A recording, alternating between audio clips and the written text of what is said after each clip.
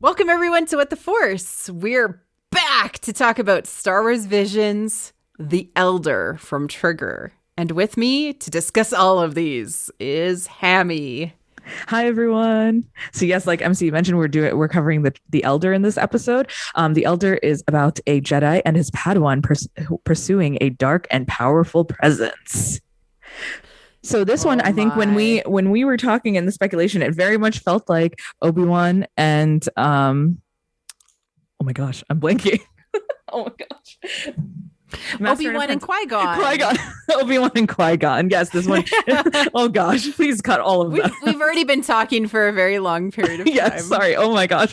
It's like, okay, you can cut all of that. We're recording. Yeah, okay. Go ahead. Restart. So this one, very much when we were talking about the speculation, we thought it would reference, of course, Master and Apprentice, Obi-Wan and Qui-Gon and their journey, and it very much felt like that. The Master was very much trying to temper the Padawan. It reminded me very much of the Phantom Menace, where Qui-Gon is constantly telling everyone, all right, chill, let's take, or like Obi-Wan would come up with a suggestion, and then Qui-Gon would kind of bicker and like say no, or like banter a little bit and say, oh no, how about this way instead, let's do things this way. And so it just felt like that throughout this whole thing.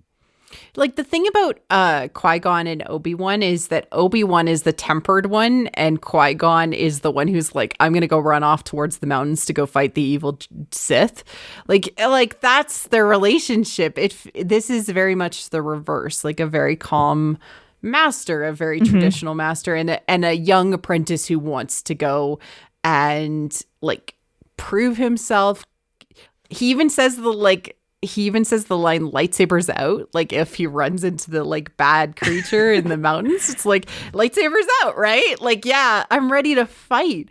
And oh my God, Dan is baby. I'm obsessed with this like young Padawan. I want nothing but the world for him. And like you and I speculate this is like High or Old Republic. It's quite like when the Sith have quote unquote died off and there is no Sith.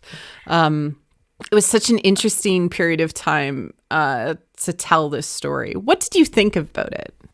Well, I think we kind of nailed it when we were guessing the theme about the cycle of life and power fading and age and all of that. With the Elder, I think it kind of seemed like it was going to go that way, and so it did. I liked it. It was fun.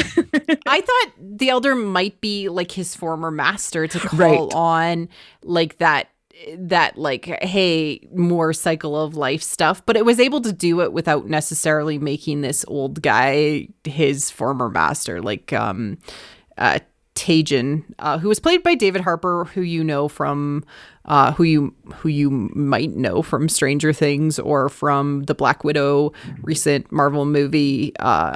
He was also in that as like the adopto dad. No, he did a great job. I loved his voice acting. Yeah. His voice was very calm. I'm like, I don't think I've ever heard his voice like that. Yeah. But the whole point was to say that things pass. Like, you cannot fight the inevitability of nature. That is the point of this whole story. But then there's another sub point, which is, why do we do the things we do? Right? Again, we get another like, why do we fight? Why do we do the things we do? Oh, it's to protect the village. It's to protect the children that are in that village that Dan has made friends with. It is to give ourselves the opportunity at a life. Oh, Star Wars Visions. Oh, you're so good. So it was, okay, I actually don't have much to talk about on this one. That's okay. I think that this was a slower episode for me personally. The cycle of life stuff was fairly self-evident. The Elder himself was just there as an inconvenient threat to the village, and Dan, who is anxious to face the Elder, is like a teenager who's anxious to be an adult, right? Anxious to face death, right? In so many ways, right? I'm willing to do the dangerous thing because I want to be an adult. I want to grow up faster. And the metaphorical message that is being brought to the forefront is don't be in a rush to grow up. It will come in time, because we're reminded of this by both having the elder who ends up basically disintegrating into dust when he dies, right? Mm-hmm. And he wants to reclaim the power of his youth, but Dan himself is just rushing to gain that power. And the children himself who Dan associates with. And the master is just trying to remind Dan, like, don't be in a rush to grow up. There is still time. You will get there eventually. You will take on this power, and then you will have the responsibility associated with it, which is to protect others around you.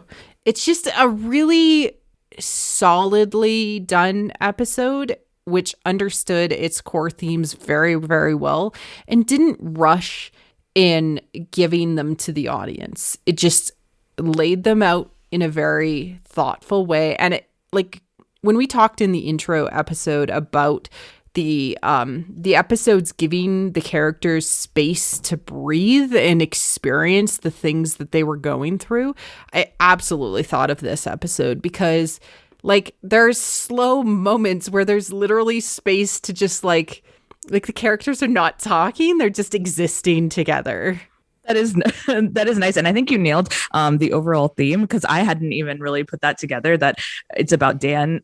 You know, Dan is our character here who is learning the lesson. I mean, obviously I do know that, but that he's, through seeing the elder crumble, he knows to slow down a little bit and to take his time with his training and doing all of that. Another aspect that I really loved, with the actual crumbling into rock, it totally reminded me of, if you're on the good side, you become one with the Force, but him just crumbling into rock is, you know, as a Sith, that's what you can expect. It was kind of morbid and sad, really, but yeah, and like dark for very dark Star Wars, right? Like, yeah, we've seen lots of darkness in Star Wars, but this felt a particular level of morbid, like you said. Mm-hmm.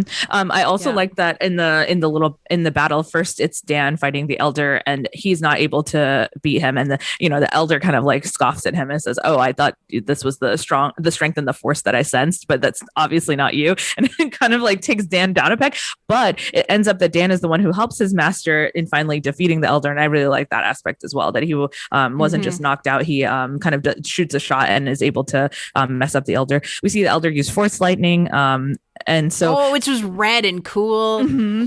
Yeah. I like red force lightning. We've never seen it live action, and when we saw like the Tross posters, I thought Rey would have, or somebody like Kylo or Rey or somebody would have. Oh, right, because it does have that lightning. Yes, in the pink and it's like red and blue mixed together in the Tross poster. Yeah. Yes, I thought that would be really cool. I always wanted Rey to have red force lightning.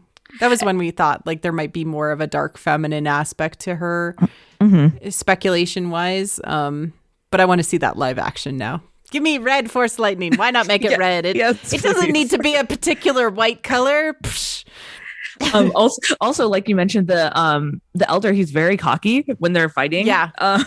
He kind of thinks he has it in the bag, but he doesn't. And so it kind of forces the inevitability of his death. Like he can't, there's no way that he can avoid what's going to happen.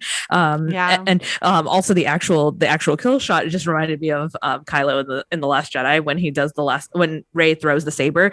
Dan and the master working together kind of reminded me of that, where he does like it's just a quick on off with the lightsaber to kill the elder. Not laughing that the elder died, but still. No. Well, and like like there is something being said about like not the elder not wanting to come to peace with his place in the galaxy, and like how the master calls out like it was time that defeated him. It wasn't me. That's so interesting as well, because, it ties back to these themes that like Dan is rushing to grow up, and that his master reminds him in subtle ways, like, hey, you still have the opportunity to be a kid. And yes, eventually you will get there. But like, take the opportunities you have and give kindness, love, and compassion where you go too. You know, you have the opportunity to play with little kids because you're still kind of a kid. Take it, right?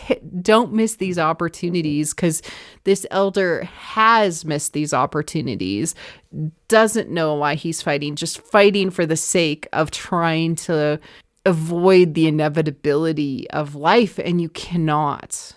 No. And it kind of ties in nicely what, like we mentioned, with him crumbling instead of becoming one with the Force, because becoming one with the Force is accepting it, right? Accepting that you are the old and the wise master who is giving up for the younger generation to continue the story. So it kind of ties into that. Both of the themes, I think the master mentions it directly at the end, that power fades with age, so you shouldn't depend on it. And then so Dan questions him, like saying, oh, well, so yeah, we shouldn't want power then, right? We don't want power. And he says, no, if you have power, like, you know, with your youth, you have this power.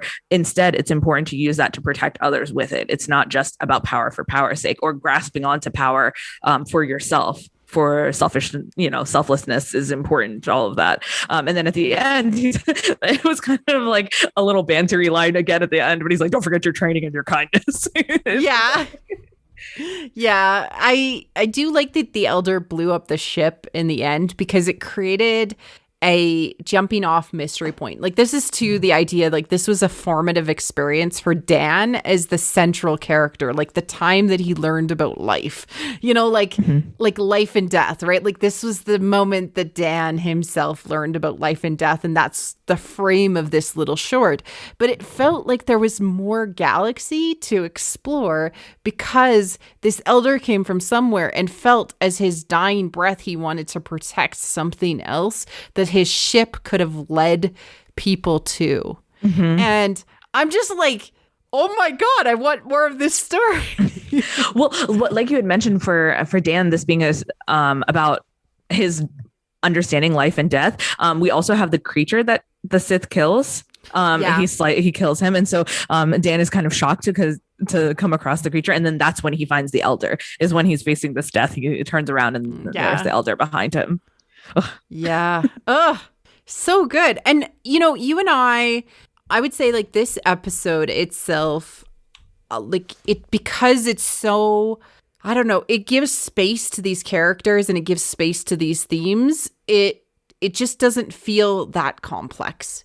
But there's layers to this episode, much like all of these shorts, that once you start digging into, you're like, oh, it's saying a lot with the little space that it's given itself. Yes. Yeah. This was definitely one that I needed to rewatch and then obviously discuss with you, and I have a better understanding about the ideas. Absolutely. I think that's all I had to say on this one, The Elder. Same as well. Do you have anything else? Nope. That's all right. it. Awesome. Hammy, where can people find you? I'm on Twitter at Balance Padawan. Awesome. So our next one will be Lop and Ochō. Come back for that one. Cheers.